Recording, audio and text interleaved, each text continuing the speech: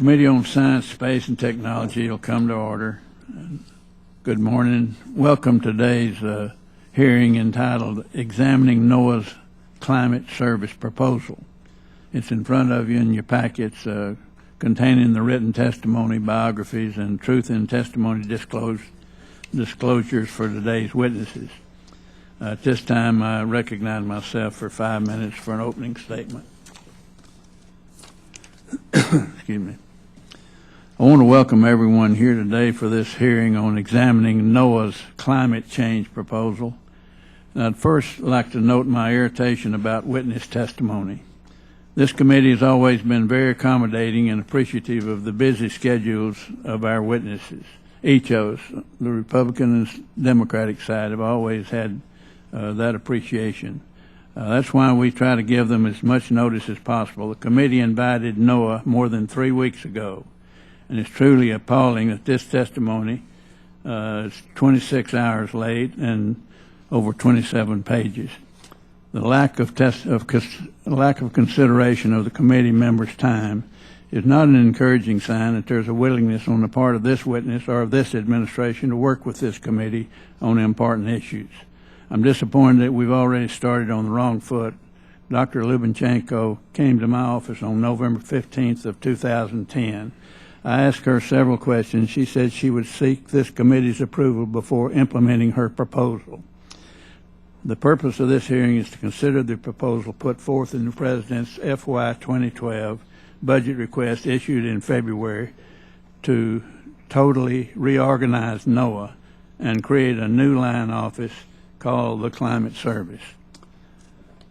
Though NOAA announced its intent to create this line office in early 2010, this is the first time Congress has had the opportunity to fully examine the implications of transitioning $226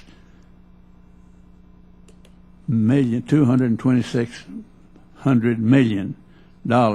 of fundamental research into an operations-focused climate office. Over the past 18 months, I've communicated several concerns about this endeavor to the administrators, to Mrs. Lubchenco. My hesitation can be divided into two categories, the first being the process by which this new climate change proposal has come into being.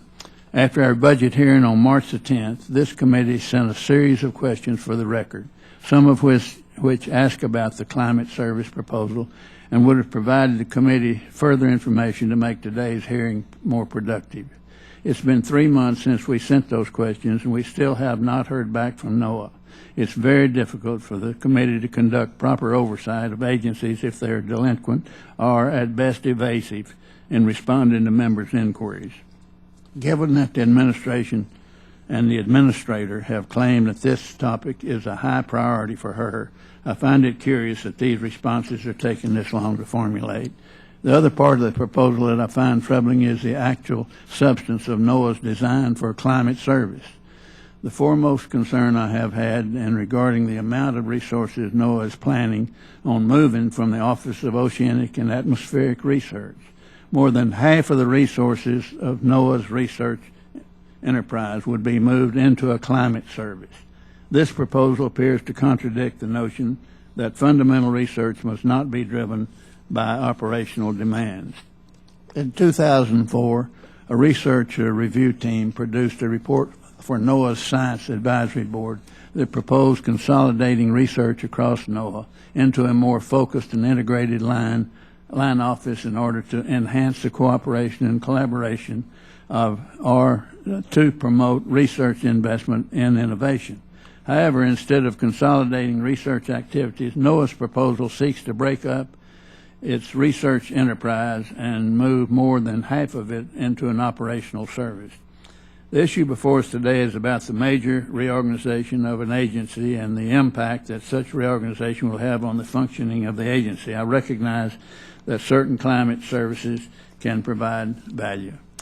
For example, the drought forecast issued by the National Integrated Drought Information System are very useful to farmers, water planners, and other state and local officials. I have no objection to these types of products, but I hope and expect that they'll continue to provide value as part of NOAA's existing agency structure.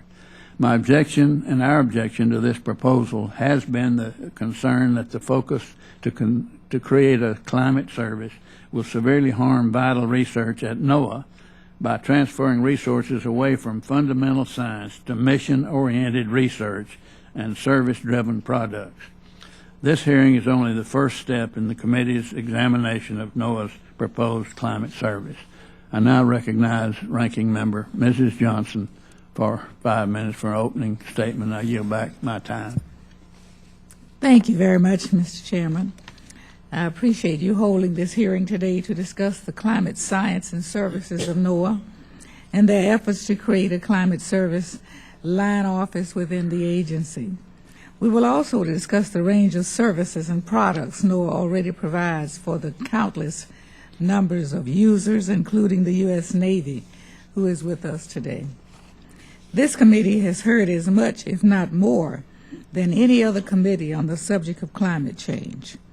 The scientific evidence is strong and, in my opinion, incontrovertible. Unfortunately, despite years of hearings and support for climate science through both Republican and Democratic administrations and majorities, it is clear that the Congress has taken a step backwards and allowed fear, doubt, and ignorance to undo the progress we're beginning to make on climate science. Instead of denying the existence of climate change today, we should be asking ourselves what we can do to help America adapt to the impacts of changing climate. These impacts will extend far beyond more inconvenience.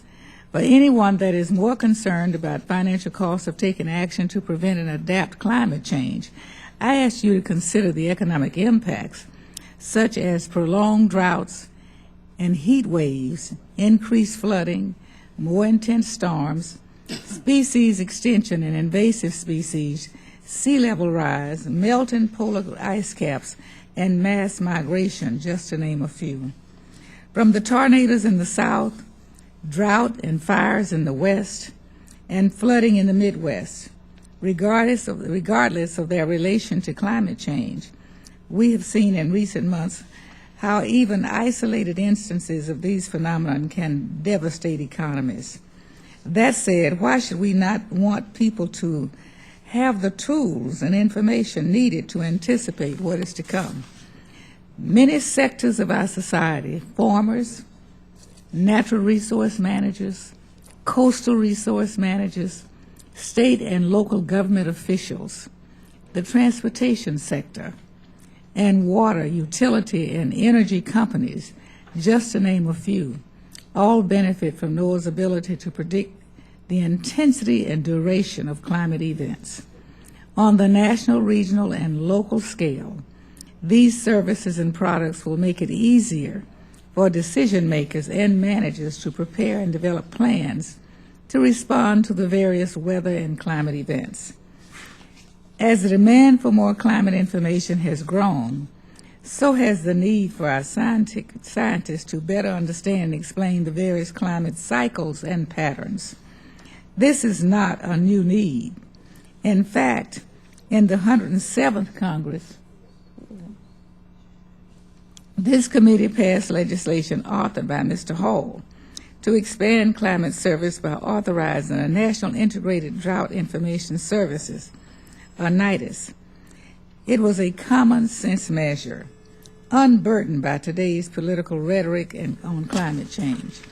I hope that this hearing is not going to be another discussion about whether NOAA in some underhanded way has already established a climate service office without the consultation and approval of Congress. Dr. Lubchenco has stated several times, both verbally in this committee and in letters, that NOAA has not established nor implemented a climate service line office. To rehash that discussion again today would be a waste of our time and taxpayers' dollars when we should be working to determine how NOAA can best service the public's needs for these services. It really is time to move forward. This committee has been discussing the creation of a climate service for the last few years now, and weighing the pros and cons of the different options for structuring the program. And there has been no shortage of input. In addition to the relevant agencies, many stakeholders have testified before this committee, and written letters and numerous articles have been published about the growing need for and the key elements of an organized climate service. We must ensure that the services are aligned in a way that there is robust interagency coordination and that the federal government is positioned to support the different regions and the state, local, and tribal governments in their efforts. We must also make sure we continue to strengthen NOAA's climate change capabilities while also delivering timely and needed services. I expect that we will hear a commitment and a plan from NOAA and how to ensure that both research and the services are maintained and that other crucial missions of the agencies are not compromised. We may not yet agree on the mechanics, scope, or scale of a program, but I believe we can all see the benefit of providing the individuals, communities, governments, and businesses in our districts with the type of reliable, long-term climate information and services that will reduce our vulnerability to weather and climate events. I would hate to look back and regard these years we have spent discussing this as a lost opportunity to do something good for the next generation. Thank you, Mr. Hall. And before I yield back, I would like to ask unanimous consent to submit a few letters of support for this climate service. I have letters here. One is a bipartisan one from two former undersecretaries of NOAA that preceded our current administration, Vice Admiral Lubchenco from the Bush administration and James Baker from the Clinton administration. I also have letters from the Southern Regional Climate Center, the Desert Research Institute, and the Midwestern Regional Climate Center. These groups and others are urging us to support the reorganization of NOAA's proposal for the creation of climate service. Thank you, and I yield back, Mr. Hall. Thank you, Ms. Johnson. With that, objection will be admitted.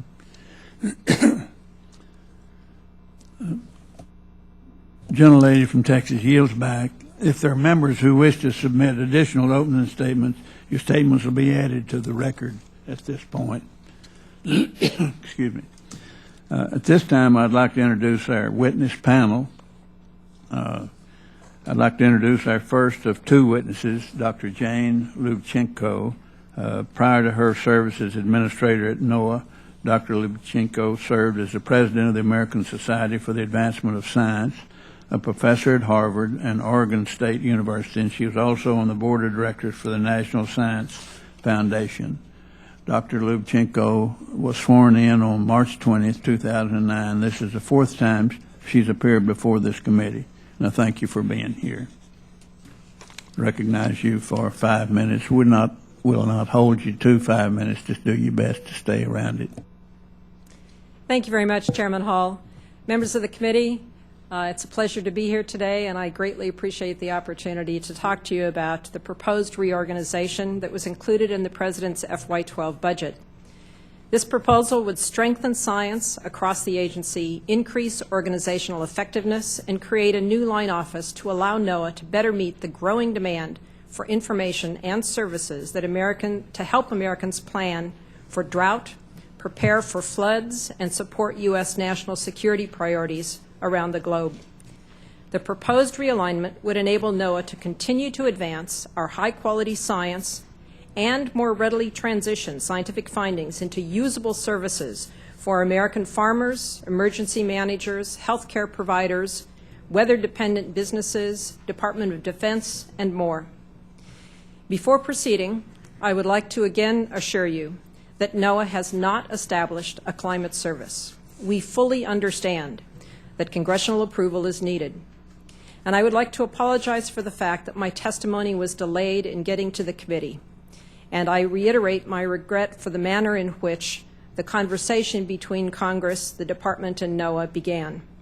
In February of 2010, we announced our intent to establish a climate service. That announcement did not go well, and I apologize that we got off on the wrong foot. That announcement was intended to mark the beginning of a dialogue with Congress.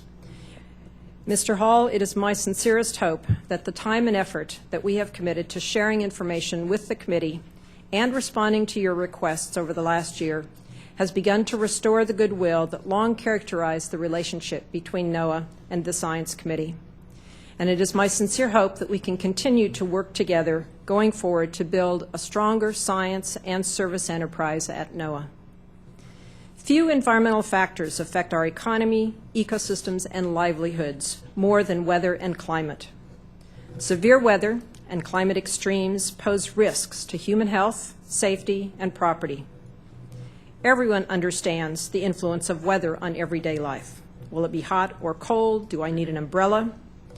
Just as weather affects our daily decisions, so too does long-term weather or climate. Can farmers in northeastern Minnesota grow higher value crops such as soybeans on their farms? How far from the Mississippi River or the Gulf Coast should houses be built? Will there be enough water to support the anticipated growth in Atlanta's suburbs 20 years from now? NOAA's information about climate conditions is essential to smart planning and to create better prepared and more resilient businesses and communities. The public is demanding more data and increasingly complex products at scales that are relevant to their decisions, and NOAA is working in concert with our partners to address these needs. A prime example of this, NOAA and the Western Governors Association are working toward a memorandum of understanding to improve the development, coordination, and dissemination of climate information to support the priorities and resource management decisions of Western states. This MOU will build on NOAA's longstanding collaboration with the Western Governors Association on drought services, and it explicitly recognizes the need for engagement among federal agencies and non-federal partners on this issue. NOAA's climate services are also supporting the growth of a new category of economic, scientific, and technological innovation, entrepreneurs and businesses that specialize in the provision of tailored climate services and products that support specific users. This emerging private sector climate service industry takes information and products generated by the public sector, adds value, and markets them to businesses, states, and the public. A roughly $1 billion private sector weather industry has grown up around NOAA's weather services, and it's expected that a similar industry will emerge around NOAA's climate services. NOAA is acutely aware that we do not stand alone on climate. We are key partners in the provision of climate data and services with other agencies, and we recognize that to meet America's growing need for timely, relevant, and authoritative information will require the concerted effort of the entire public and private climate enterprise. The idea of creating a climate service at NOAA is not new. The concept first surfaced in the 1970s and took hold in the Bush administration when Vice Admiral Rohrabacher recognized NOAA could not support the nation's rising demand for NOAA's climate services within our existing organizational structure, wherein our core climate science, information, and service activities are distributed across multiple line offices, thus inhibiting our ability to efficiently target and deploy our resources and efforts. To resolve these inefficiencies and to meet the needs of the public, Administrator Rohrabacher announced his intent to establish a climate service organization in NOAA in 2008. Under my tenure at NOAA, we built upon the work he began and formally proposed an internal agency reorganization to consolidate the management of climate-related programs. This proposal would consolidate management, capture material efficiencies, and provide enhanced traceability and transparency across our climate activities, thus providing an efficient and effective research to service enterprise at NOAA. Throughout this process, NOAA has worked with the brightest minds on institutional planning and administration to design and implement, a proposed reorganization. These principles and options were informed by recommendations from NOAA's Science Advisory Board, the Science Advisory Board's Climate Working Group, a broad array of other interests, including the National Academy of Public Administration panel that was formed at the request of Congress. After careful review, and as detailed in my written testimony, it was determined that the option that strengthens and maintains our Office of Oceanic and Atmospheric Research while establishing a separate Climate Service line office was the best solution. It minimizes disruption to weather service operations, it strengthens science across the agency, and best aligns climate science with service delivery. Throughout, NOAA's SAB and our Climate Working Group actively considered the nation's need for climate services and NOAA's climate capabilities and shortcomings. Mr. Hall, we both care deeply about NOAA and about the science that occurs in NOAA. Science is the foundation of all that we do, and a cornerstone of this proposal is to strengthen OAR and NOAA science more broadly to support our mission and our services. In addition, this proposal would not diminish our investment in research, and it would not move resources away from non-climate programs in OAR or other NOAA offices or programs. Similarly, none of NOAA's climate or other research capabilities is diminished by the proposed reorganization, and we don't propose any fundamental changes to the balance of internal versus external funding. The proposal would open the door for OAR to turn its attention to incubating solutions to tomorrow's long-term science challenges, to integrating agency-wide science portfolio, and driving NOAA science and technology innovation. OAR's ability to conduct long-term world-class research, observation, and modeling, exemplified most recently in our contribution to the Deepwater Horizon response, makes this line office instrumental to achieving our long-term vision. OAR would be positioned to lead crucial research and integrate collective capabilities across NOAA. I'm grateful that you, Mr. Hall, and the committee members have such a passion for our scientific enterprise. We share that with you, and we are committed to working closely with you to strengthen science at NOAA. I believe that our proposal embraces the highest standards of scientific excellence and integrity, and last week we released NOAA's draft scientific integrity policy for public comment. Its purpose is to ensure a continued culture of scientific excellence and integrity at NOAA, and it explicitly prohibits science managers from suppressing or censoring scientific findings. In summary, then, our proposal would allow NOAA to better enable Americans to make informed investment choices, build private sector jobs, grow a climate service-oriented sector of the economy, and create resilient communities, while refocusing and strengthening NOAA's capacity for high-quality transformational research across the agency. I know that strengthening NOAA's science is an issue on which the committee shares our strong commitment, and we're grateful for your support. We look forward to working with the committee to continue to advance NOAA's mission-focused science enterprise as we move forward. I believe that this is the right solution for NOAA, and it's a good thing for American taxpayers, businesses, and for Congress. It does not grow government. It is not regulatory in nature, nor does it cost American taxpayer any additional money. This is a proposal to do the job that Congress and the American public have asked NOAA to do, but to do it better. Thank you very much. Thank you, Dr. Lubchenco. Certainly accept your apologies and hope you will have that same attitude toward answering the unanswered request that we've sent to you. We appreciate you doing that. Our second witness is Mr. Robert Winokur, Deputy and Technical Director, Office of the Oceanographer of the Navy, Chief of Naval Operations. He's been in this position since December 2003 and previously occupied the position from 1985 to 1993. From 1993 to 1999, Mr. Winokur served as the Assistant Administrator for Satellite and Information Services at NOAA. Thank you, sir, for appearing before the committee today. Ask you to stay as close to the 5 minutes as you can. Thank you.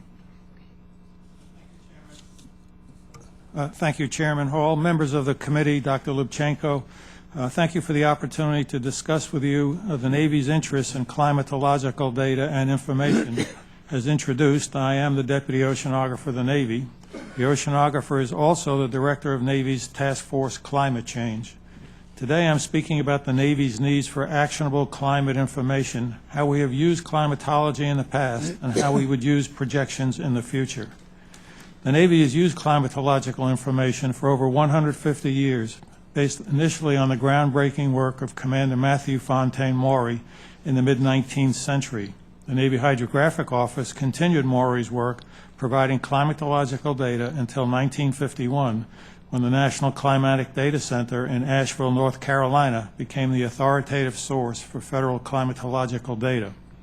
Since operations at sea are very susceptible to environmental conditions, a better sense of what might be experienced allows mission planners to make critical decisions that help ensure safety and efficiency. Climatological data provides essential information for planning exercises, nearshore flight operations, ammunition transfers during pre- and post-deployment, and search and rescue operations. Likewise, climatological models of the upper atmosphere, coupled with our forecast models, allow us to route long-distance flights to maximize fuel efficiency. For our shore facilities, climatology allows us to more efficiently plan for heating and cooling costs. Increasing evidence, however, suggests that historical records will be inadequate for describing conditions of the future. While we know the climate is changing, we also know the specific details are uncertain. What we do know is that changes are magnified in the Arctic, which could impact naval missions later this decade. The broader trends in global climate indicators point to even more changes in mission requirements in the next few years. In fact, both the National Maritime Strategy, a cooperative strategy for the 21st century sea power, and the Quadrennial Defense Review highlight climate change as a significant factor to be considered when anticipating naval requirements of the 21st century. Part of the military mission is to anticipate threats and changes to national security. Climate change and its interaction with and impacts on demographics, technology, globalization, and resource allocation and management will be some of the drivers of security in this century. It is in this spirit that the Navy has identified its needs for improved understanding of a changing global environment. The Navy's role and responsibility regarding climate services would be as a customer, using the information for tactical, operational, and strategic planning and execution, and to provide feedback to those organizations that provide the services so that they may continue to improve them. The Navy believes that an organizational focus for providing reliable and authoritative climate data, information, and related products would be beneficial from the perspective of a climate services user.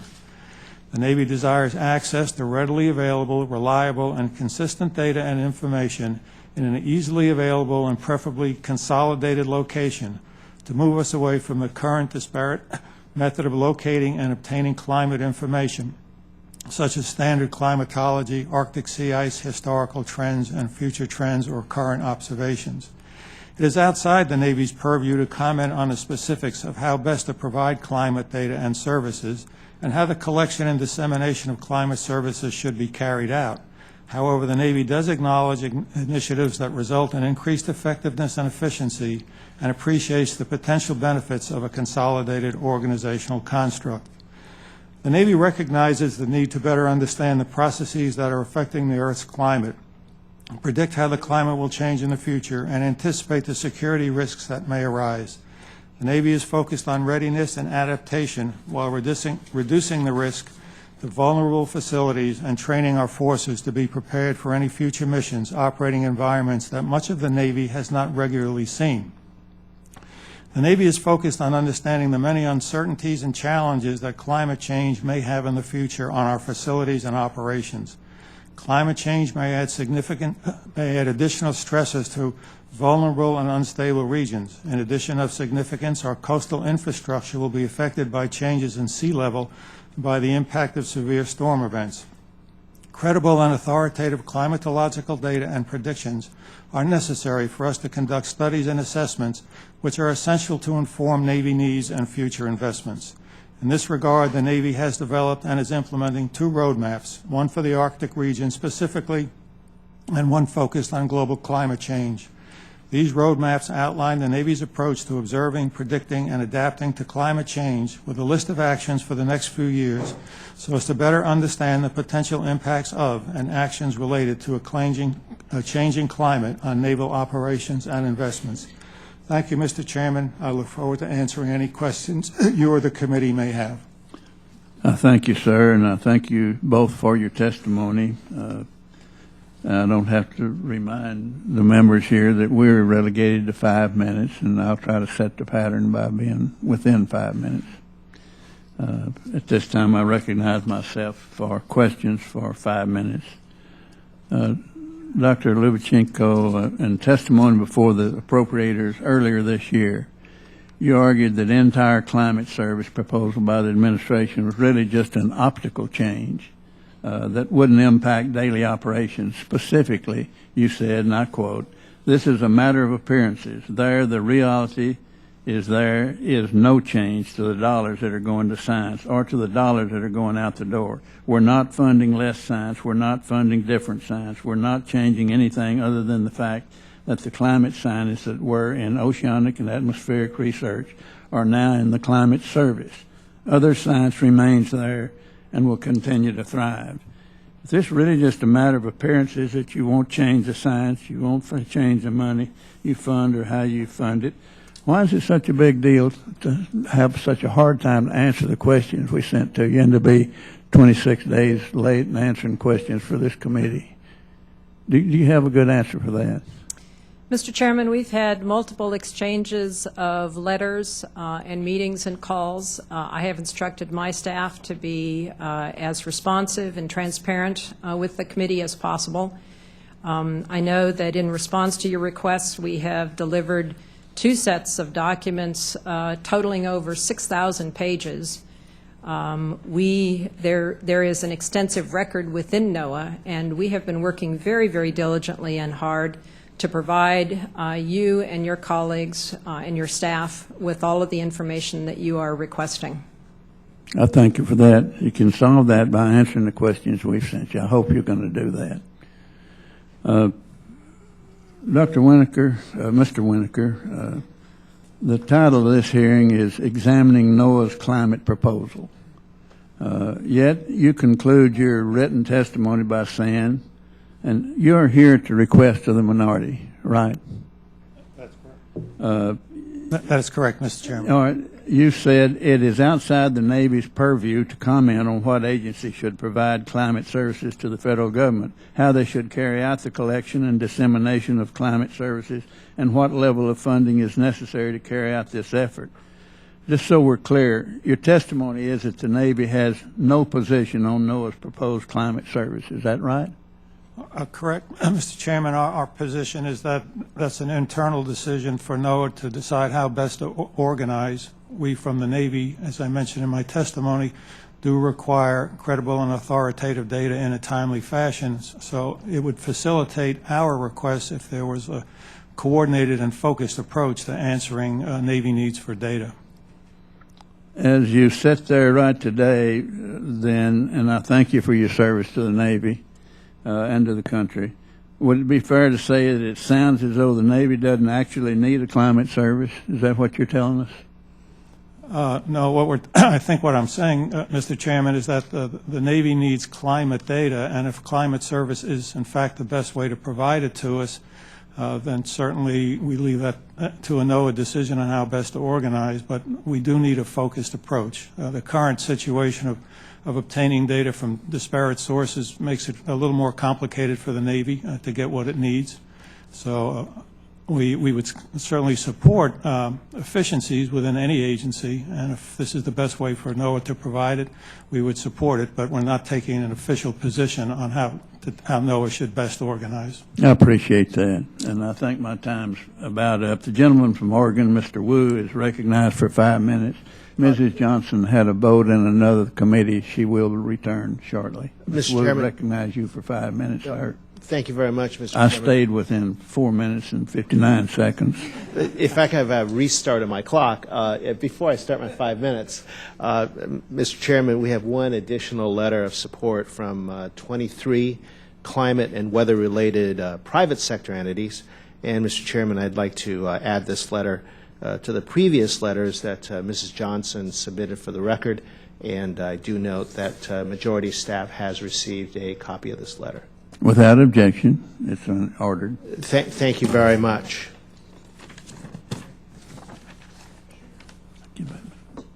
Thank All you. right, you can continue now. You have 4 minutes and 49 seconds left. Very good, very good.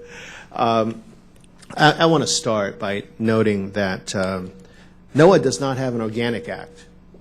This Congress has failed to pass one, even though NOAA was created in 1970, and it's either existed for 40 or 41 years. It was created by then President Nixon, not by executive order, but I believe by an executive reorganization proposal. And the failure to pass an organic act, I think, leaves it to the executive branch and NOAA not to reorganize without input from Congress, but to substantially take initiative in its reorganizations while consulting Congress when appropriate.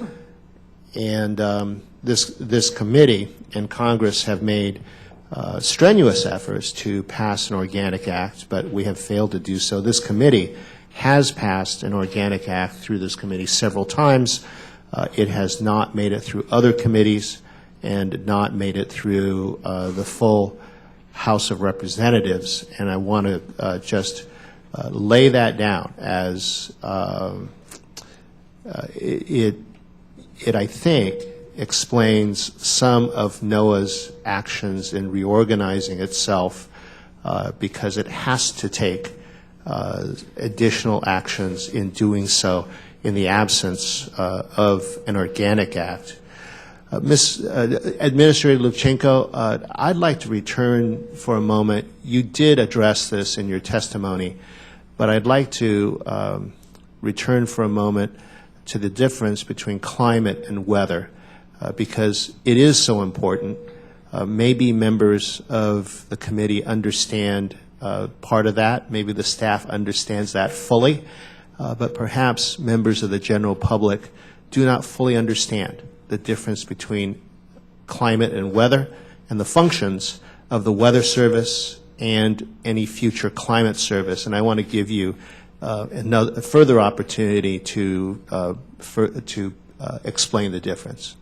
Thank you very much, Congressman, and thank you for your support of NOAA and recognition of the importance of having an organic act, but also the importance of our continuing to reorganize, to be better and better, and to deliver what Congress and the American people expect.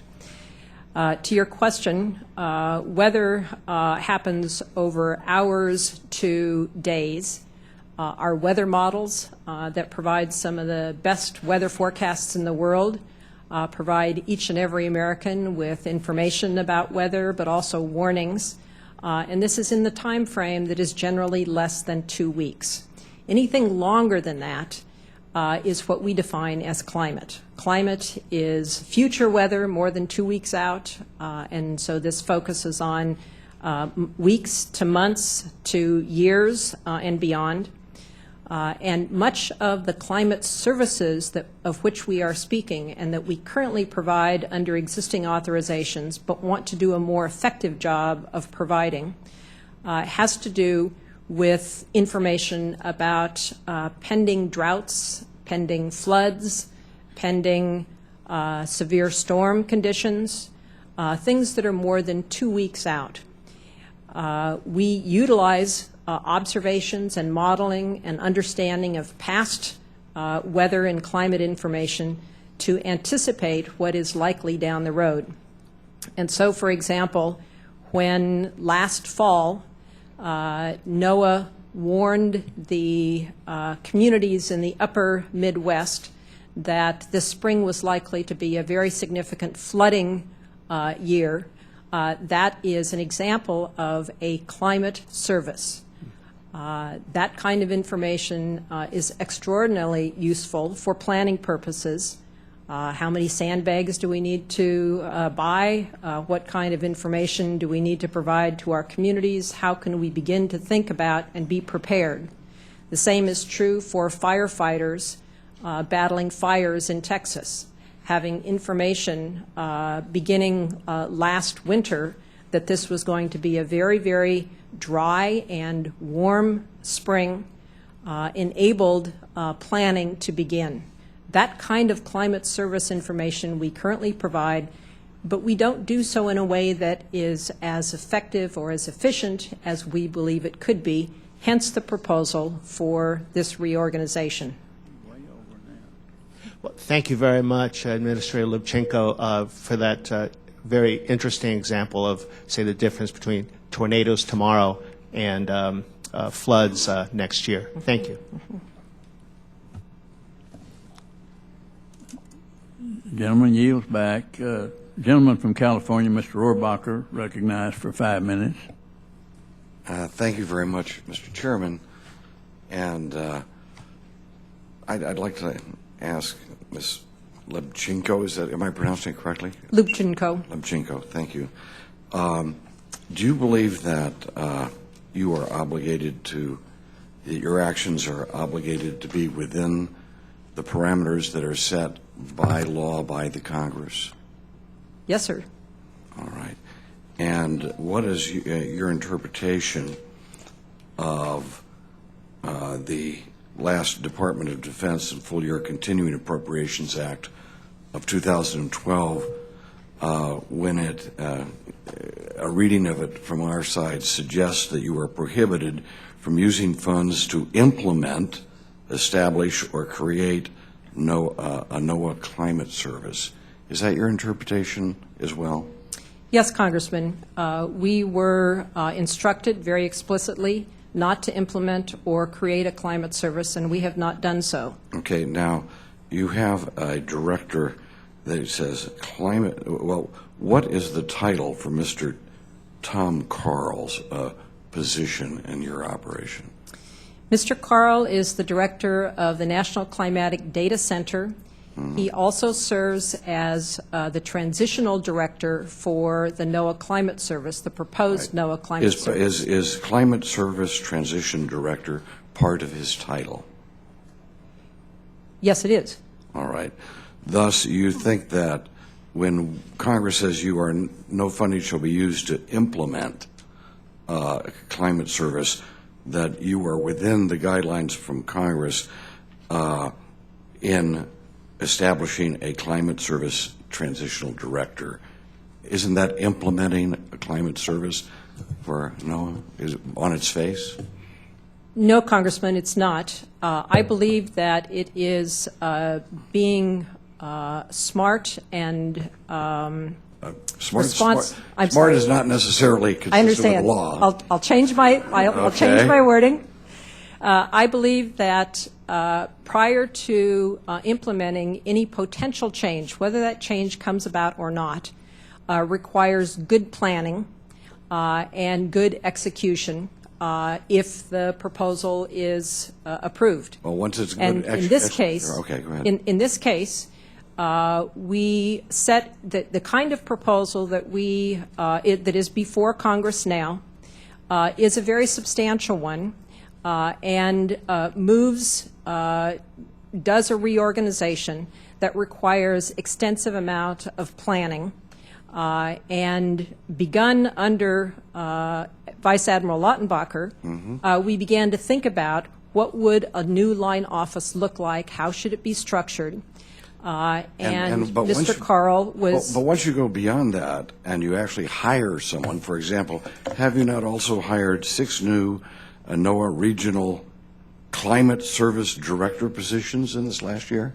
So if you not only have a one-man overseeing it just in case you're able to go follow through with this in another law, you've also put on 6 new regional directors as well. Congressman, the 6 regional climate service directors were hired using existing funds and are part of our ongoing commitment to provide climate services for which we have explicit authorization from Congress, and to enable regional managers, regional planners, regional businesses to have the kind of long-term weather and climate information that they need. Right. That's part of our existing authority. Right. When you say existing funds, then you say that then that the appropriations bill that we just, the continuing resolution, which prohibits the use of funding, that your use of existing funds is not restricted by that prohibition by Congress.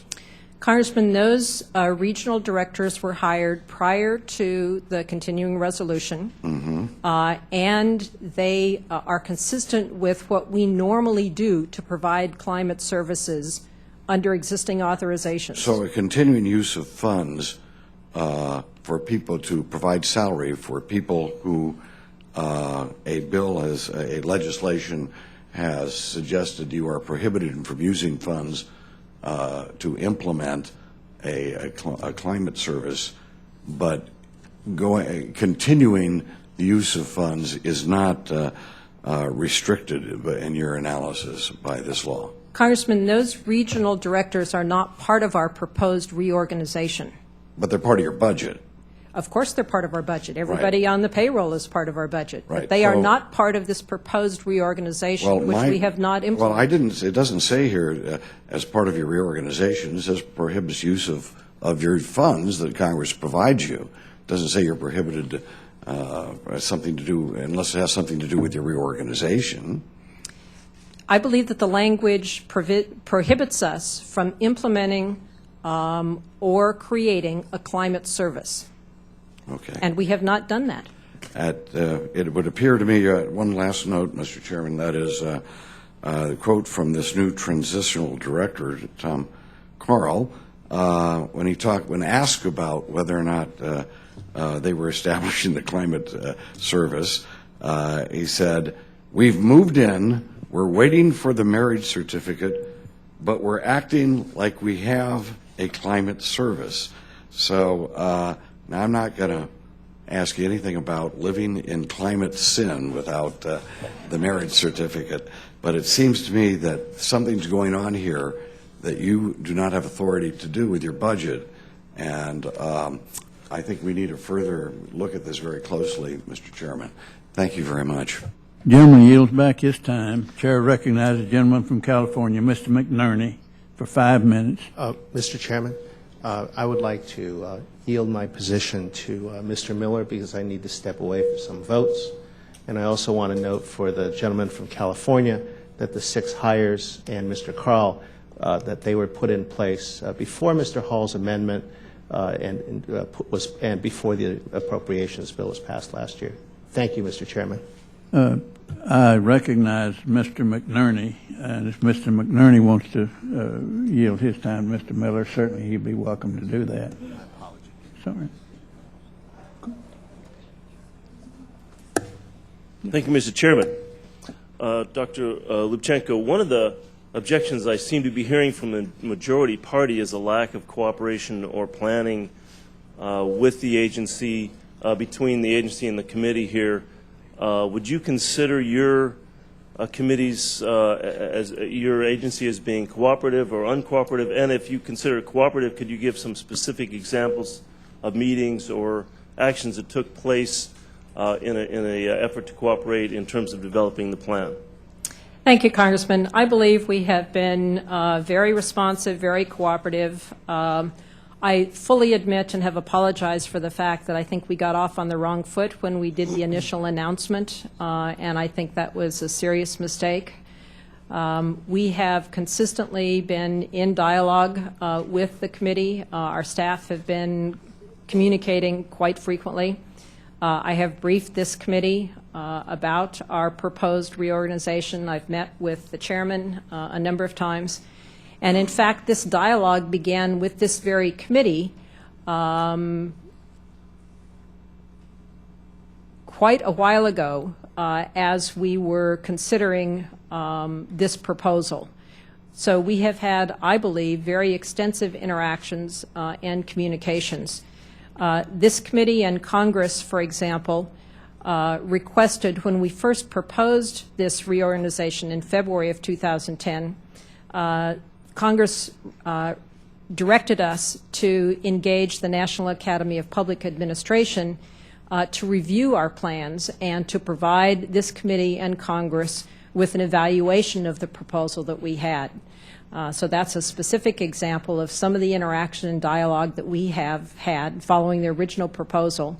That study was very extensive, very exhaustive. They delivered a report last September, which has strongly endorsed the proposal that we have provided. It also made a very strong case for the need for a climate service to provide much more effective and efficient delivery, one point, easily identified, and that committee report has been very helpful in informing and modifying our proposal as we move forward. Thank you. Mr. Winokur, in your experience, how would you revamp NOAA's how would you revamp NOAA's effect on the? Never mind. How can the proposed climate service benefit the Navy and our national security? From a Navy perspective, we would like, frankly, a simple and easy entry point into the organization, so that, for example, if we were dealing with the disparate parts of NOAA, it facilitates our interaction with NOAA if we can go through a single organizational component, or in the context of data, if you allow me to put it this way, through a single data portal. So rather than for the Navy to go to one part of NOAA or another part of NOAA, or frankly to another part of the federal government, it would facilitate our needs for data if we could ease the entry point and work through a single coherent organization. Overall, as I said in my testimony, we do need credible, authoritative information in a timely manner so that we can use that for our future planning. And you think this has an impact on national security? I think it would facilitate our ability to obtain data that we need for national security. Thank you. Congressman, would you consider letting me add one quick thing to that? Yes, of course. I believe that another way that the reorganization will help not only the Navy but Department of Defense and others, in addition to what Mr. Winokur has said, is that housing science and services together in a single line office allows faster transfer of new knowledge into delivery of services. So above and beyond the one point easily identified source, the services that are available are delivered more rapidly and are more current. Would that allow collaboration among non-agency scientists on the issues that were being considered and discussed and presented? Absolutely. We currently collaborate extensively, not only with other agencies, but with academia, with the private sector, and that collaboration is only enhanced when you can identify one place to go instead of 5 or 6 across the agency. Thank you. Mr. Chairman, I've expired my time. I thank the gentleman. Recognize the gentleman from Georgia, Dr. Brown, for 5 minutes. Thank you, Mr. Chairman. Dr. Lubchenco, NOAA's National Weather Service already has the Climate Prediction Center, which has the stated goal of being, quote, the world's best and most trusted climate service center using partnerships to develop cutting-edge climate products, unquote.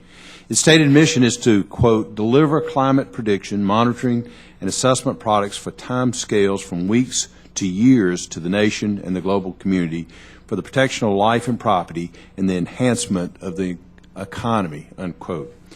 On its website, CPC states that its, quote, products are operational predictions of climate variability, real-time monitoring of climate, and the required databases, and assessments of the origins of major climate anomalies. The products cover timescales from weeks to seasons, extending into the future as far as technically feasible, and cover the land, the ocean, and the atmosphere, extending into the stratosphere, unquote.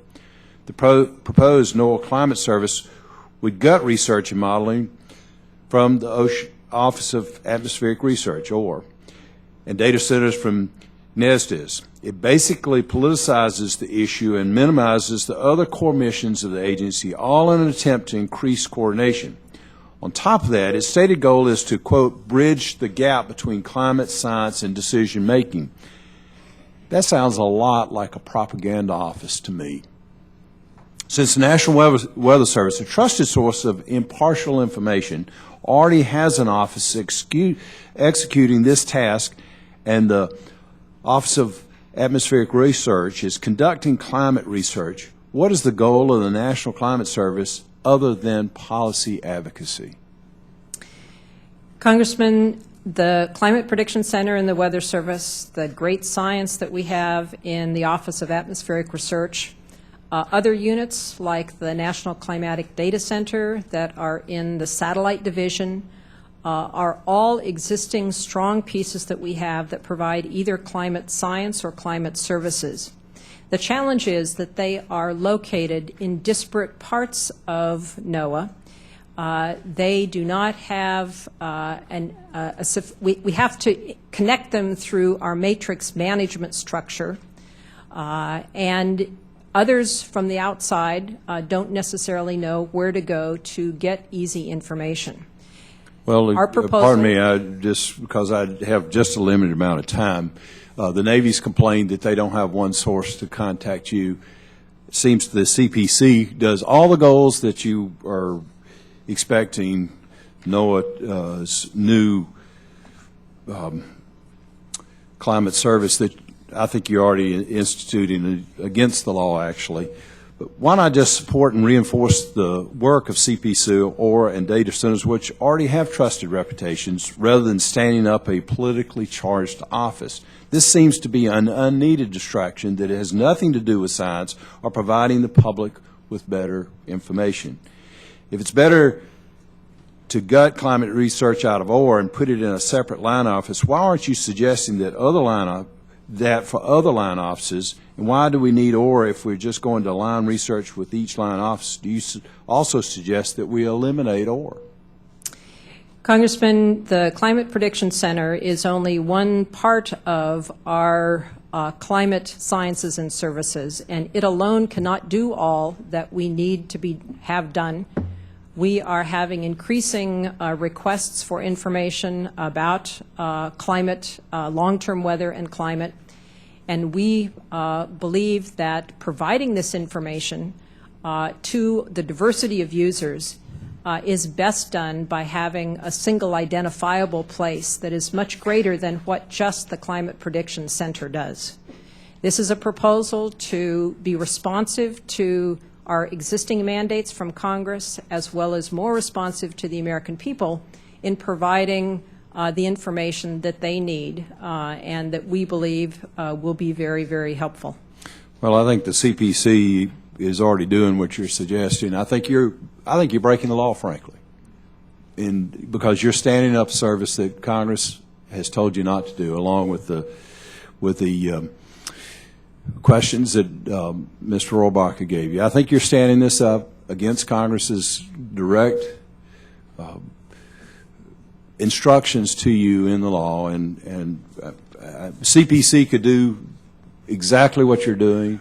The Navy could contact CPC. If you just do your job and let the Climate Service or Climate Prediction Service do what it could do, this just seems like a politically motivated advocacy office that this administration is trying to stand up, even though these people were already hired prior to that bill being passed. It doesn't mean that we need to continue funding them. Mr. Chairman, I yield back.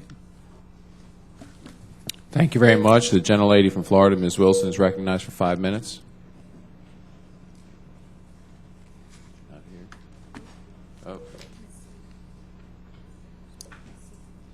Who is? Oh, Ms. Sewell is recognized for 5 minutes.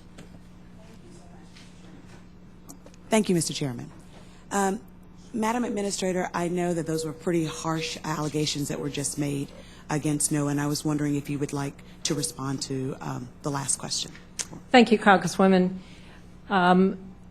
We believe that we are doing exactly what Congress instructed us to do. We have existing authorization dating back to 1978 through 3 different pieces of legislation that Congress has passed that requires us to provide climate science and climate services. That's exactly what we have been doing and are continuing to do.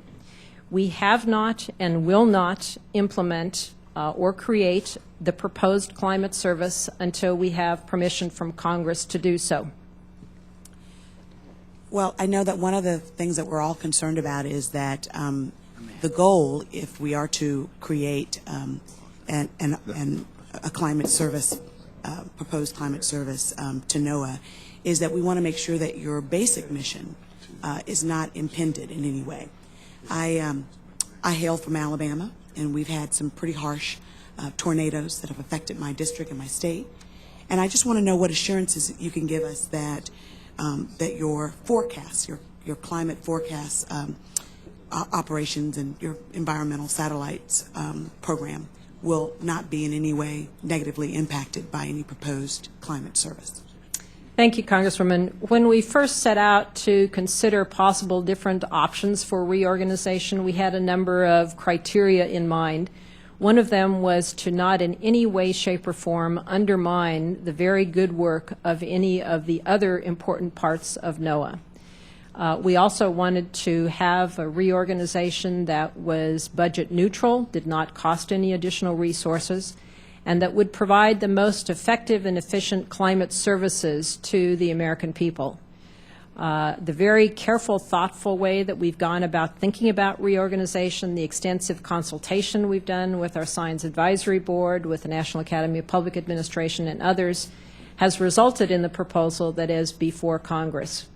And we believe that the proposal will not only provide satisfy the growing and increasing demand for climate services, long-term weather information, climate services, but also strengthen science within NOAA.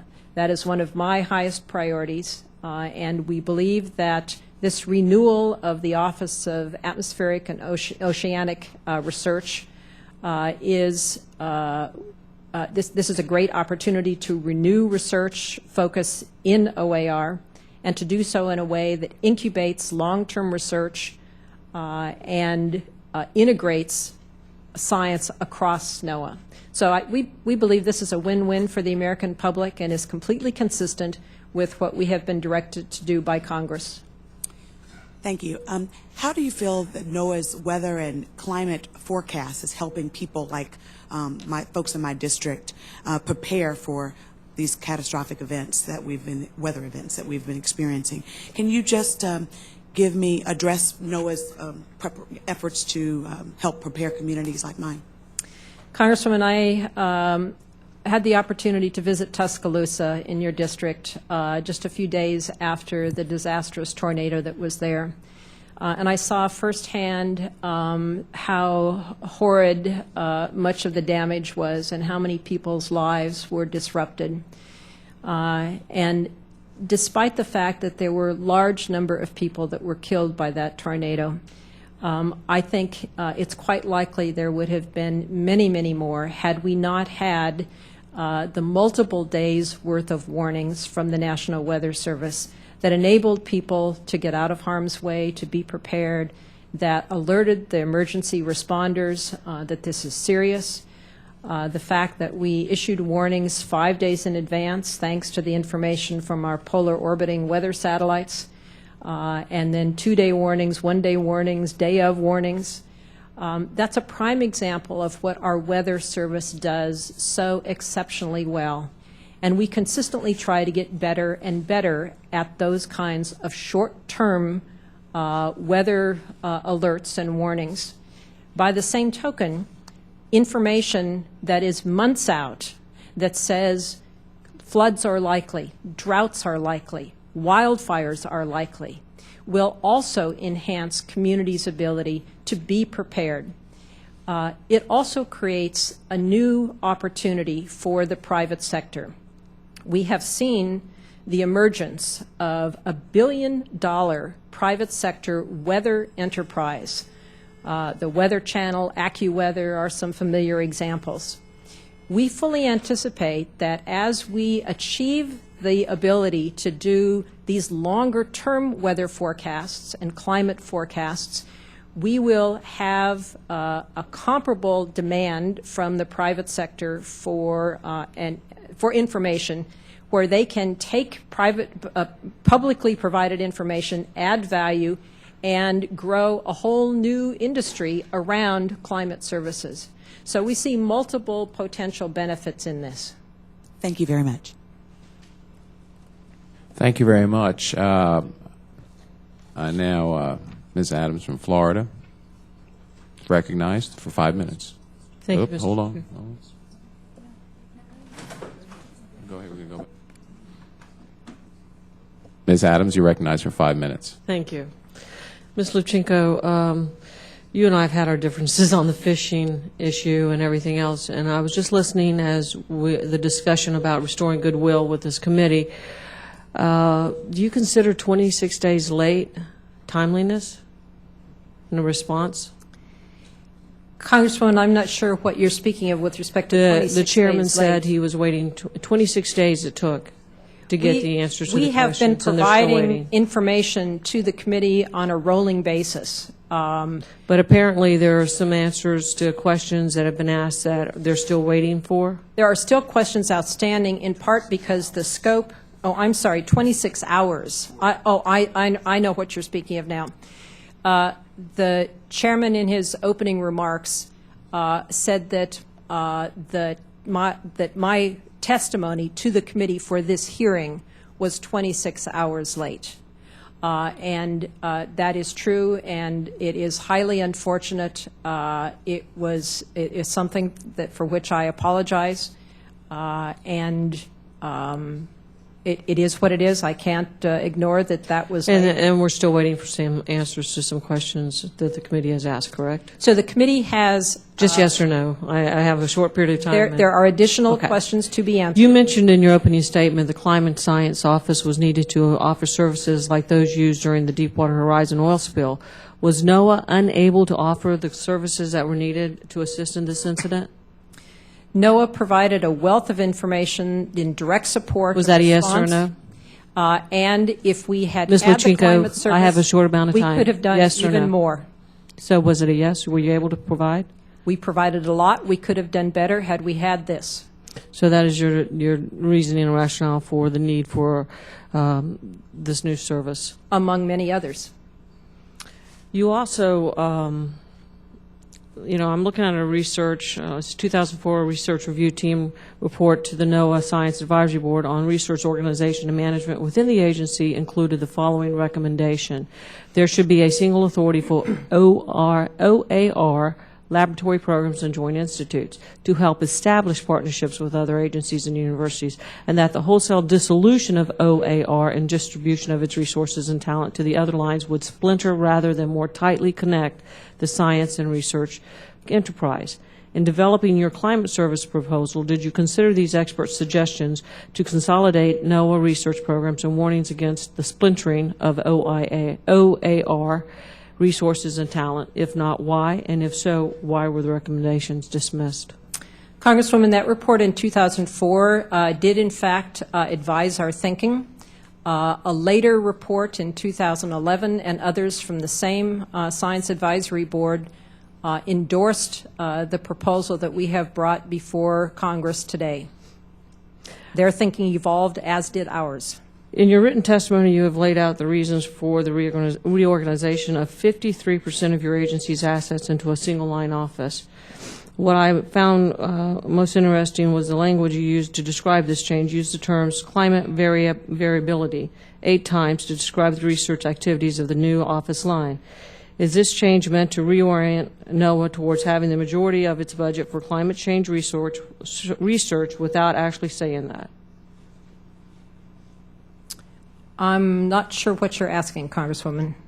Is this change meant to reorient NOAA towards having the majority of its budget for climate change research without actually saying that?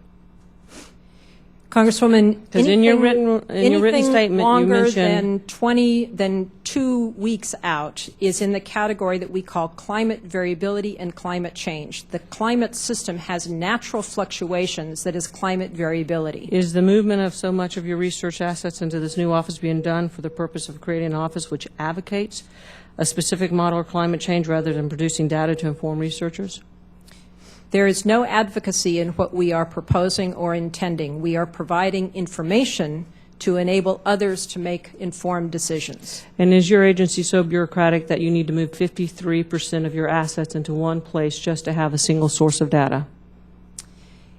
Having it's good government to reorganize periodically and to become more efficient and effective, which is exactly what we are doing. And Mr. Winokur, I have about 10 seconds. I just want to confirm, does the Navy have a single entry point for data from NOAA now? Is your testimony that you don't have a single entry data point to NOAA? That's correct, Congresswoman. We go to different parts of NOAA depending on the type of information that we require. Do you receive the information that you're asking in a timely manner? Ultimately, we receive it, yes, but we go. Is it in a timely manner? Generally, yes. Thank you. Thank you very much. It's my pleasure to recognize Ms. Johnson, the ranking member, for 5 minutes. Thank you very much, Mr. Chair. And let me say, Dr. Lubchenco, I'm limited to 5 minutes. Your responses are not, so I'm going to ask 3 questions up front. This spring, the U.S. has experienced an unprecedented number of extreme weather and climate events, including drought, floods, fires, and tornadoes, and it does not seem these storms are stopping. In fact, we're seeing extreme events in places we have never seen them before.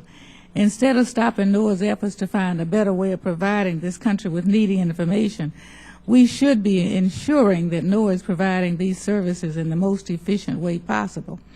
What impact would this proposed climate service have on the creation of jobs, stability of food prices, and the growth of the economy?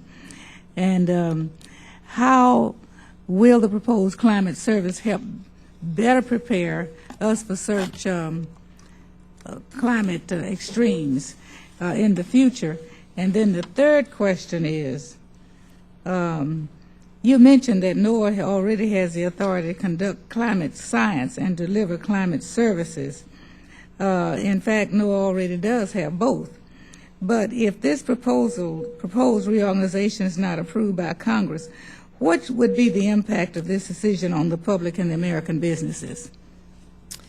Thank you, Ranking Member. I think that the extreme events to which you allude really underscore the importance of having an effective and efficient ability to provide long-term weather and climate information to people. Currently, firefighters around the country use NOAA's climate forecasts from seasonal precipitation and drought outlooks to weekly on-the-ground drought monitor information assessments to help them prepare for wildfires. Farmers require seasonal temperature, precipitation, and frost freeze data to determine what kind of crops to grow. The U.S. home building industry estimates it's saved over $300 million per year in construction costs by using the information that NOAA provides. Local community and emergency management offices use our sea level data, for example, and storm frequency information to help them prepare. Insurance companies, public health departments, power utilities, and others. These are all examples of current users of our climate data and information. And we believe that this reorganization will enable us to provide this information in a more timely manner and more effective. I have mentioned that we believe there is a huge potential to grow a new private sector enterprise around climate services. That is most definitely a jobs issue. As you appreciate that the current private weather enterprise totals $1 billion, I think there is huge potential. And finally, you posed the very important question of what would happen if we did not receive permission from Congress to implement this reorganization. Currently, our climate service and science is distributed across 5 different line offices. If it is limited to the current organization, we would continue to have bureaucratic inefficiencies, no clear access point, missed opportunities for synergies between scientific advances and fast-evolving services, and we would not be in a position to help catalyze this emerging private sector enterprise. So it would be business as usual, which is not in the best interest of the American public, I believe. Thank you very much. I'm within my 5 minutes. Matter of fact, I'm going to yield back a few seconds. Well, thank you very much. I recognize myself for 5 minutes. Thank you, Dr. Lubchenco, for appearing before the committee again, and Mr. Winokur. Dr. Lubchenco, does NOAA right now have a prediction for sea level change in the next 50 or 100 years? Yes, Congressman, it does. And what is it? Well, it varies by region of the country. Let's do my district, 1st Congressional District of Maryland, Chesapeake Bay.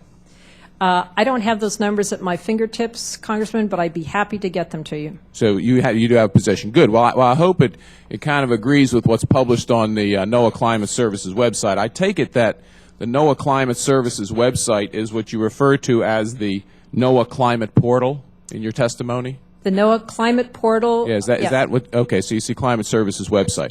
Okay, and you do have an increased number of hits. Now, I share the concern of my fellow physician from Georgia here, Mr. Braun, that our hesitation is that the Climate Services could become a little propaganda source instead of a science source. Because, and I'm going to ask actually for it to be entered into the record, in the Climate Watch magazine on the NOAA Climate Service. Now, I didn't know you publish a magazine, because normally when you think of science, you don't think of magazines, but I guess NOAA's a little different in that thinking. And it republishes an article, I believe, from Chesapeake Quarterly. Now, Chesapeake Quarterly, as far as I know, is not a peer-reviewed scientific publication, is it? I'm not familiar with it, Congressman. Okay, well, if you could get that information to me, I'm pretty sure it's not. If you go through the article published in, but it says March 10th, 2011, this year, it's called Before the Next Flood, and it deals with sea level change or water rising in the Chesapeake Bay area. And it does it in a fairly sensational way because, for instance, it shows a picture of a 4-foot sea level rise, and then on top of that, a 6-foot rise from a storm like Isabel.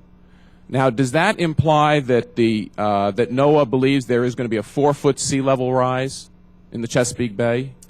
I do not know what our estimates are, Congressman. Okay, well, why would you put something on your website that has a picture of a 4-foot sea level rise with no designation of the time? I mean, this doesn't say, potential within 100 years. It actually quotes IPCC as the source for the sea level rise, not a NOAA study. And it says a 3-foot rise over 100 years with no range. I believe the IPCC report had a range, didn't it, of projected sea level rise? That's correct, Congressman. Is that the way normally you would present something scientifically? Like you'd suggest, you'd footnote it, and you'd perhaps put other data in. I mean, is this science? Is what NOAA has on its Climate Services website science? That's what I'd like to know. Congressman, I'm not familiar with that article. I'd be happy to look at it and comment on it. Typically, we would present a range of information, and I am guessing that having concrete visuals enables people to translate a particular rate of change into something that's actually meaningful Doctor, that's to exactly them. right, but there's no rate. It just says 4 foot. It doesn't say 4-foot rise projected by the IPCC to be at the 95th percentile chance of probability in the year 2020 or 2120. It just has a picture of a 4-foot rise.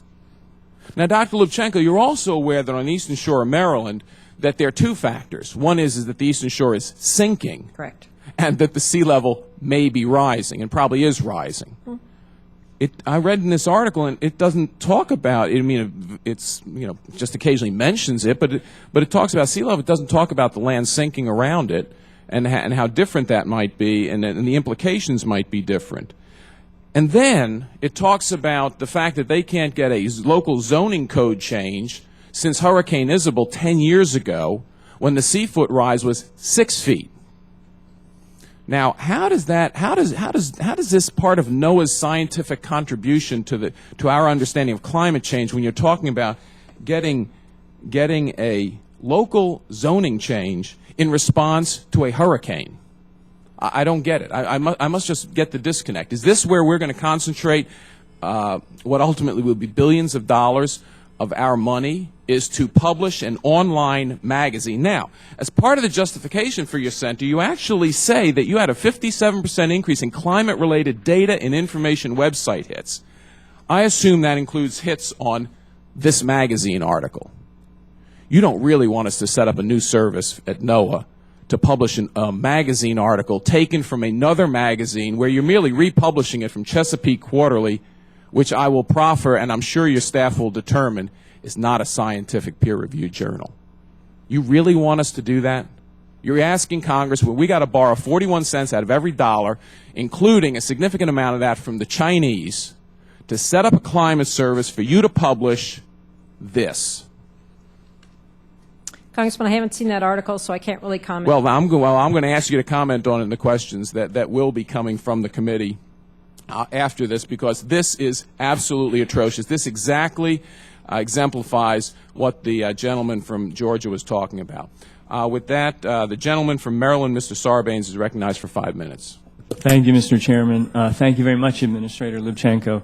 Just to follow up on that for a second, would you like to take a moment and speak briefly, because I have a bunch of questions, but speak to the resource that NOAA represents and the fact that you're having increasing use of the website for scientific data from the audiences that you serve, and why that's a benefit to those audiences. Thanks, Congressman. We are receiving increased, just overwhelming number of increases for information in general, but data in particular. And we have quantified that in between 2009 and 2010, we saw an 11% increase in direct requests for data and information.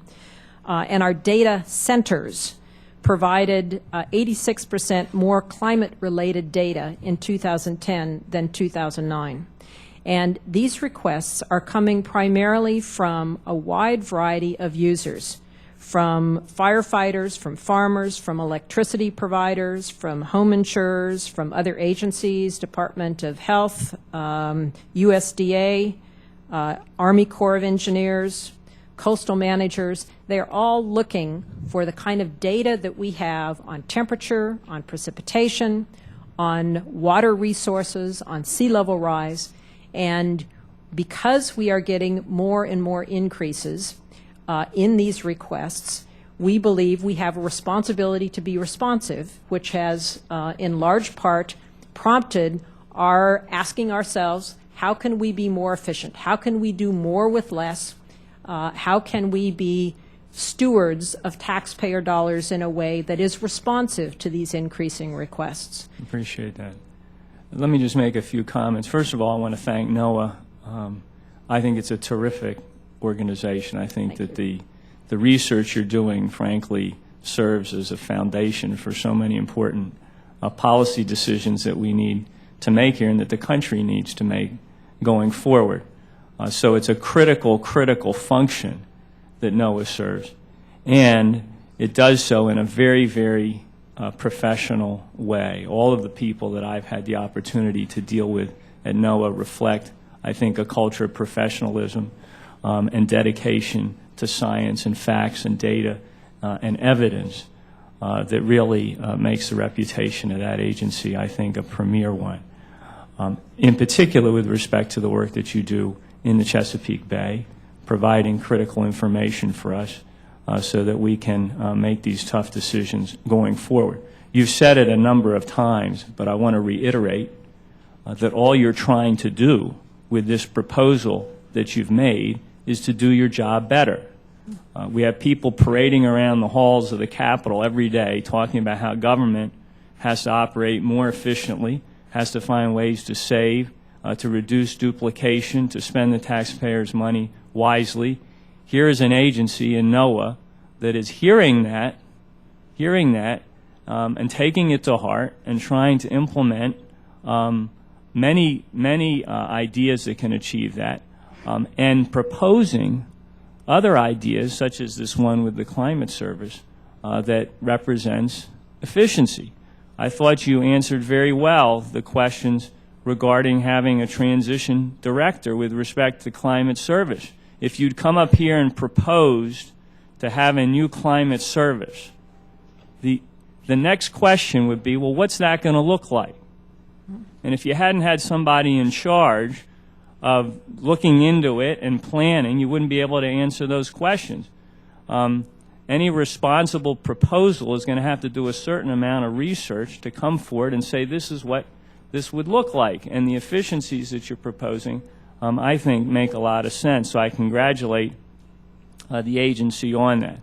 I also appreciate your very thoughtful responses to the questions. I apologize that in some instances you were cut off while you were trying to respond.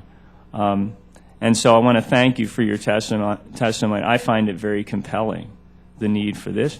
It started way before you. So others on both sides of the aisle have recognized the importance of doing this, and I hope that we can move forward and create this opportunity. And I want to thank you, Mr. Winokur, as well for your testimony. You said at one point that you recognized the benefits of a consolidated organizational construct.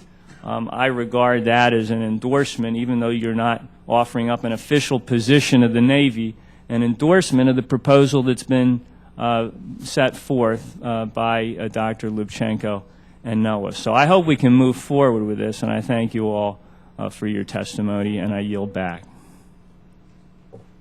Thank you very much, Mr. Sarbanes. I recognize Mr. Quayle for 5 minutes. Thank you, Mr. Chairman. Dr. Lubchenco, you've emphasized that the Climate Service is needed to more closely align climate science information with delivery of services to the public, and that your proposed structure will make communication of this information more productive and more effective. Do you see any trade-offs or potential downside to this proposal, or is it just win-win? Congressman, we spent a lot of time thinking long and hard about this and did extensive consulting with others to better understand what the trade-offs might be.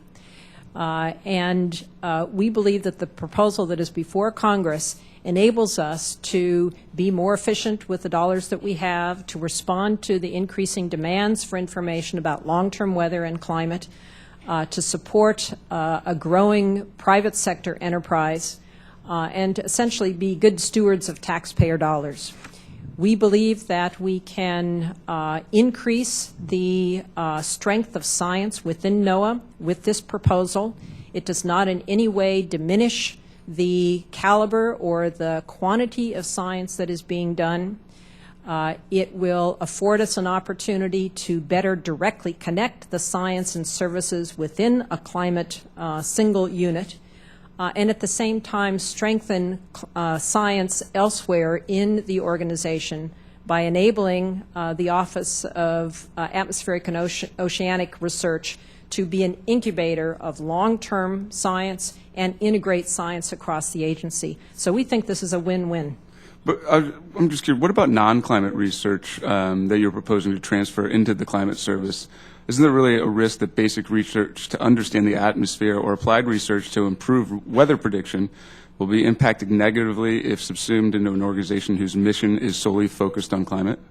Congressman, that's a legitimate concern, and I think we have a number of examples within NOAA where we have superb, outstanding science that coexists with a service-providing entity. We do that in our fisheries line office, for example. We do it in ocean service line office. And by analogy, we believe that we can have really strong science and have the science connected to services within this proposed climate service line office. Okay. Now, you're proposing to move the research's physical science division in Boulder to the Climate Service. Is that correct? We're not proposing to move any people or any labs to any new physical entity. We are putting them under a new management structure if this is approved. Okay. And so then is that the same for the OAR's Chemical Science Division? That's correct. So I've understood that it's about 90% of the current Physical Science Division's work is weather, research, and water science. Is that right? I don't know the exact number. That's approximately correct. And about 1/3 of the Chemical Science Division involves air quality, weather, water, coasts, estuaries, and oceans research and science. So when you're saying you're not proposing to move resources away from non-climate activities, I don't understand how that really squares with that. The design principles that we utilized when we started to have this conversation included wanting to have the most efficient, effective delivery of climate service information, to protect the integrity of science, and to not disrupt and break apart any existing laboratories. The laboratories, the programs that we are proposing to move into the climate the climate service line office do include pieces that do both climate and other kind of science, and it's important that they stay together, and that is the proposal. There is no single, there is a lot of need for integration across all of NOAA because physical sciences or chemical sciences that might relate to climate also would relate to weather. That's just the nature of that science. And so in moving them, this will not diminish, it won't change what they do, it won't undermine their ability to do that well, it will enhance the connection of climate science to climate services. Okay. Thank you very much. I yield back. Thank you very much. I recognize the ranking member of Energy and Environment Committee, Mr. Miller, for 5 minutes. Thank you. Mr. Chairman, Dr. Lubchenco, I apologize if I slip up and call you Admiral. I'm used to calling the I would take that as a compliment, head of sir. NOAA Admiral. You have been accused of breaking the law in giving an existing employee a new title that included the word climate, and in adding new employees, 6 new employees that had climate in their titles. When did you add those positions or change that title? Congressman, those were done before the continuing resolution. Okay, 6 months ago, 9 months ago? I mean, last year? Last year. Okay, and then you said before the continuing resolution, the Hall Amendment that supposedly those 2 employment actions ran afoul of was how long ago?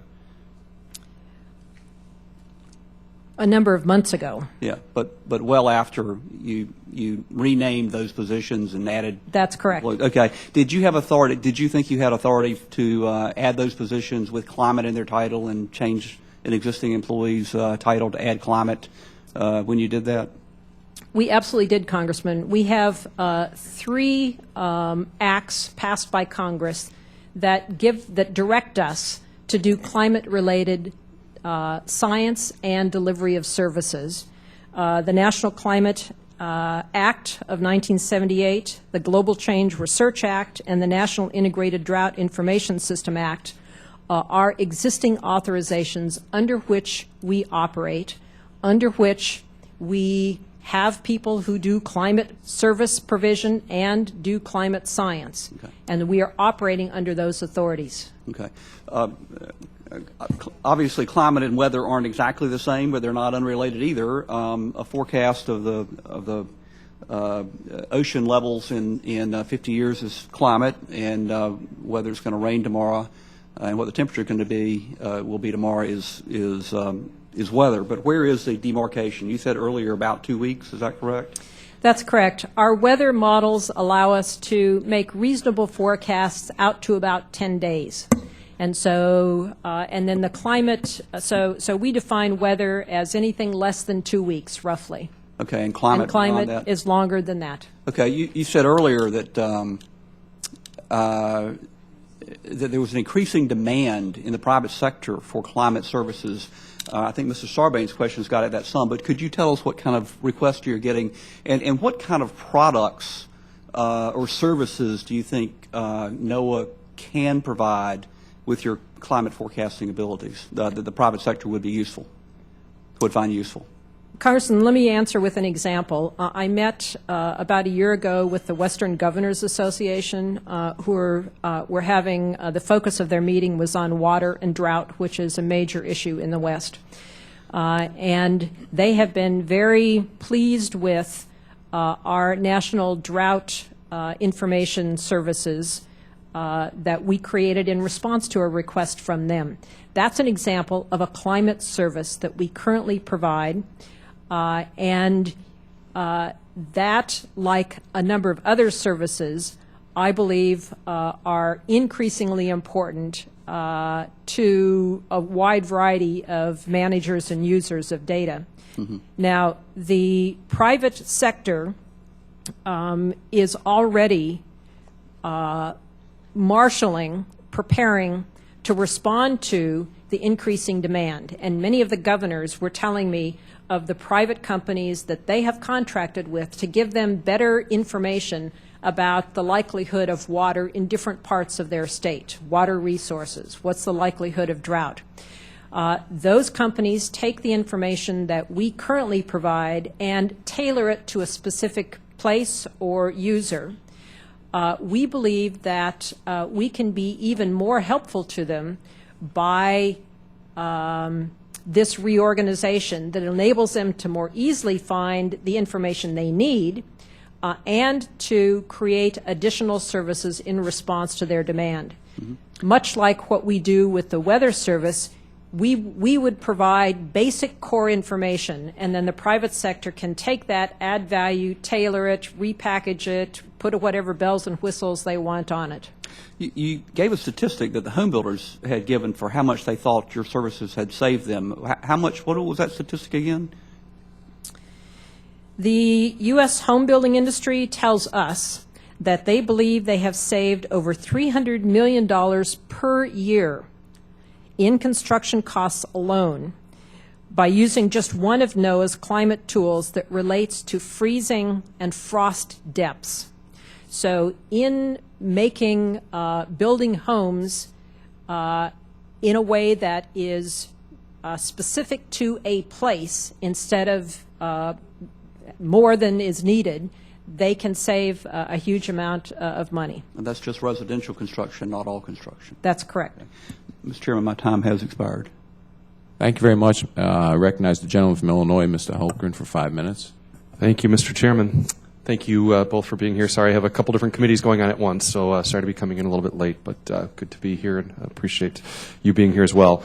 A couple questions. NOAA's Next Generation Strategic Plan that was issued back in December of 2010 stated that one of the main objectives for achieving a long-term goal for climate adaptation and mitigation is improved scientific understanding of the changing climate system and its impacts.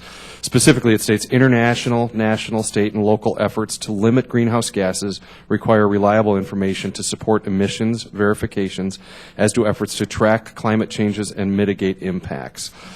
This statement raises several red flags, I think, since it seems to be stating that NOAA will be conducting research to support the implementation of greenhouse gas emission reduction policies. H.R. 1 made the position of the House of Representatives very clear on greenhouse gas reduction policies. Therefore, it really must be concluded that this objective is a political one and not science-based. Furthermore, the U.S. is not a party to the Kyoto Protocol, the only international agreement aimed at reducing greenhouse gas emissions.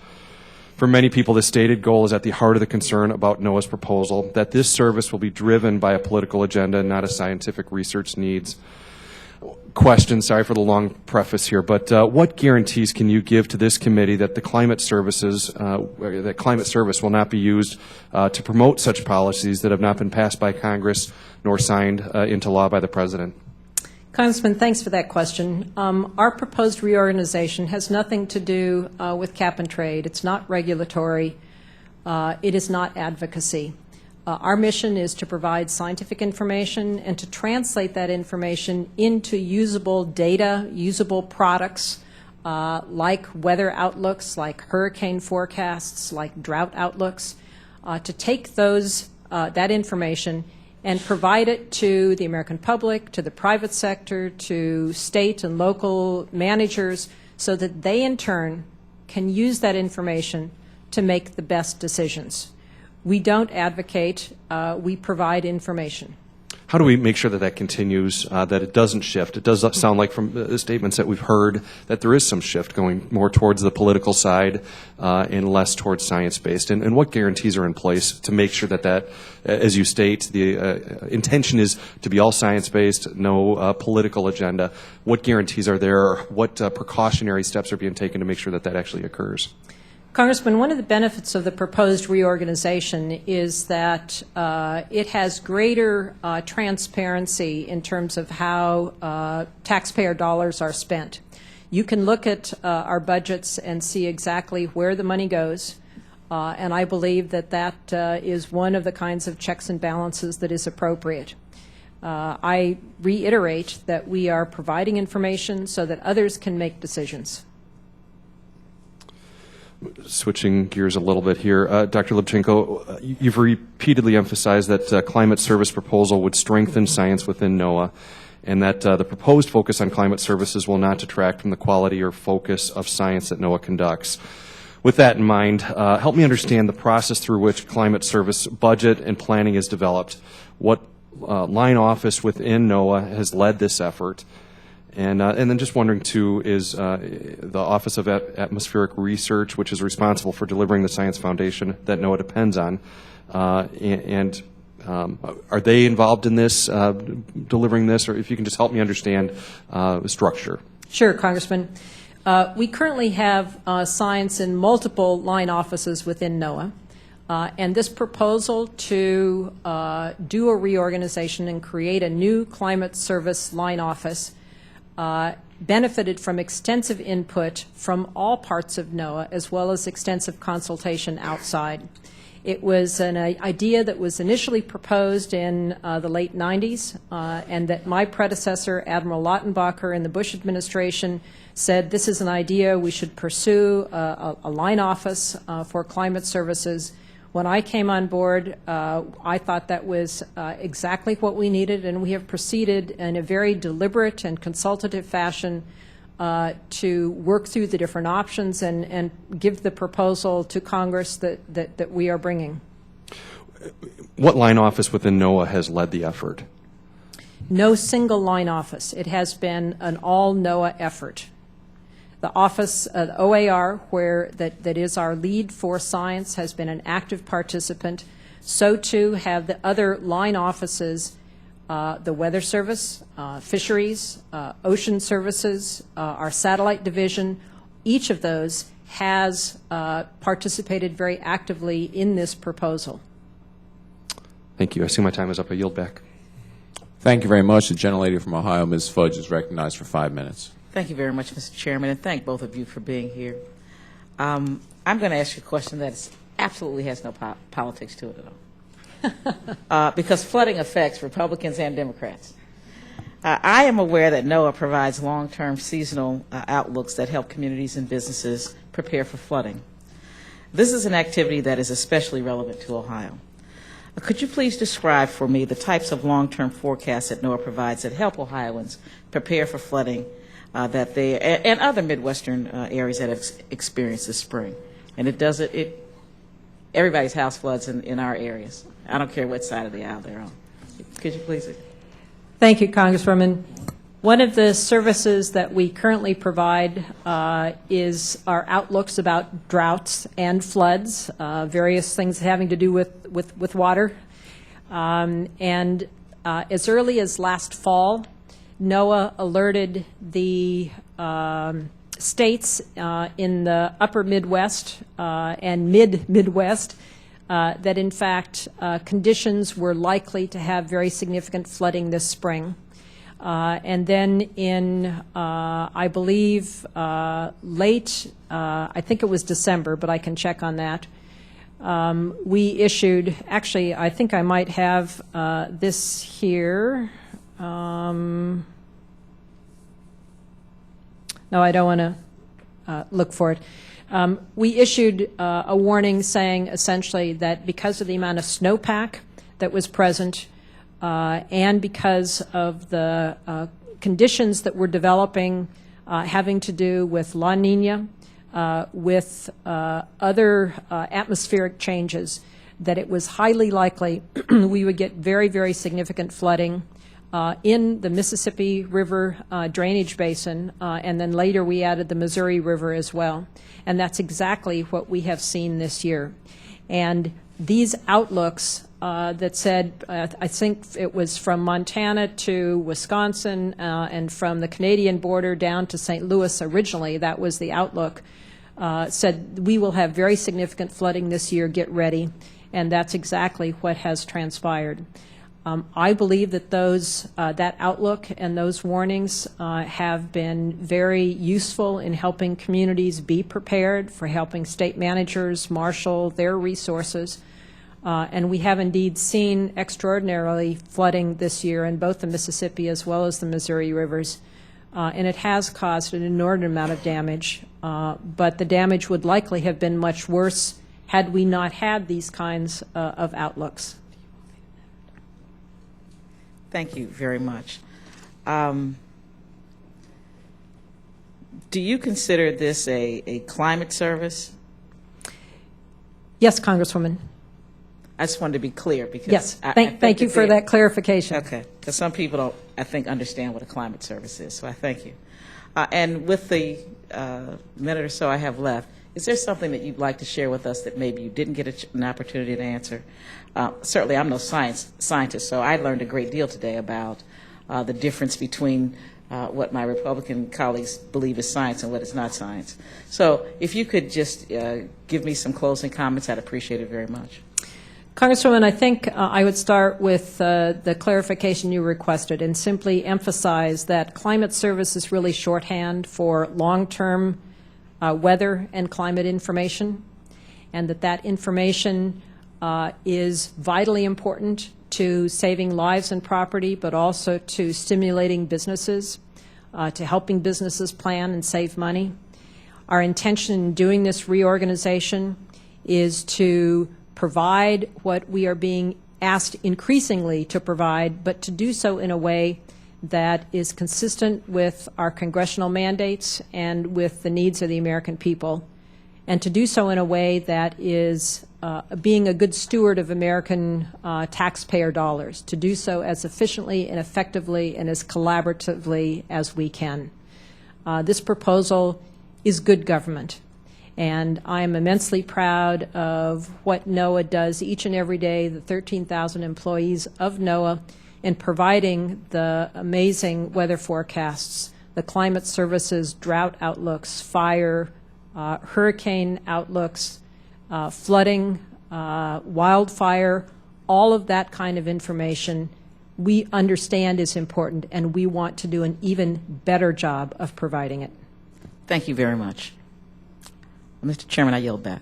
Thank you very much. And as the noon hour is approaching, I do want to thank both witnesses for taking your time and for sitting with us for the last 2 hours. The members of the committee may have additional questions for any of you. I encourage any of the members who have additional questions to please submit them. We'll ask you to respond to them in writing.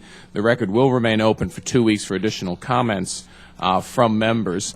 I would like to get a commitment, though, Dr. Lubchenco, for you to try to get the questions back, both from the leftover ones from the March 10th hearing as well as today's, as soon as feasible, because we do want to complete the record, and we do need to move on into the appropriations process at some point. And I do want to thank NOAA for a job well done, the Department of the Navy for a job well done.